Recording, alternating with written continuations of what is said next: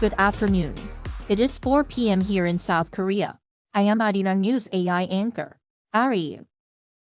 President Yoon Suk-yeol, as part of his state visit to the Netherlands on Tuesday, visited the production facility of Dutch chip equipment company, ASML. Their chip giants from both South Korea and the Netherlands agreed to jointly invest over $700 million to foster next-generation semiconductor technology and young specialists. Yoon was accompanied by the heads of Samsung and SK hynix. The South Korean government plans to inject some $29 billion into the rechargeable battery industry over the space of 5 years from 2024. Finance Minister Chu Kyung-ho, in an emergency economic meeting on Wednesday, discussed ways to enhance industrial competitiveness in the rechargeable battery industry. The measures include tax incentives and loan support for domestic companies, overseas investment, and boosting battery recycling. U.S. President Joe Biden has warned Israel that it's losing global support over its indiscriminate bombing of Gaza. He also called on Israeli Prime Minister Benjamin Netanyahu to change his way of dealing with the armed conflict, showing a new rift in his relationship with the Israeli leader. Meanwhile, the UN General Assembly on Tuesday voted overwhelmingly in favor of an immediate Gaza ceasefire.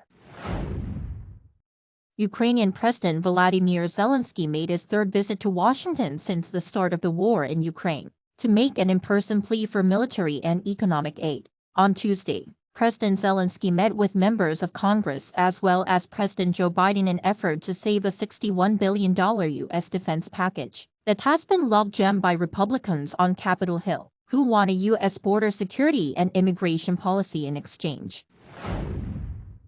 South Korea's employment figures rose once again last month, but with a smaller increase than in October. Statistics Korea said Wednesday that 277,000 jobs were added on year in November, bringing the total number of workers aged 15 and over to some 28,600,000.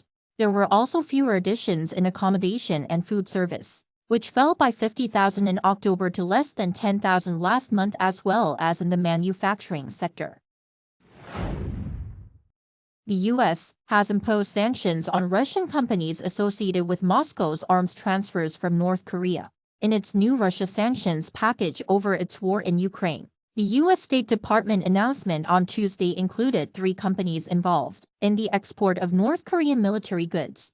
Also on Tuesday, the Treasury Department imposed sanctions on individuals and entities linked to Russia's Ukraine war. That is all for today. Thanks for watching.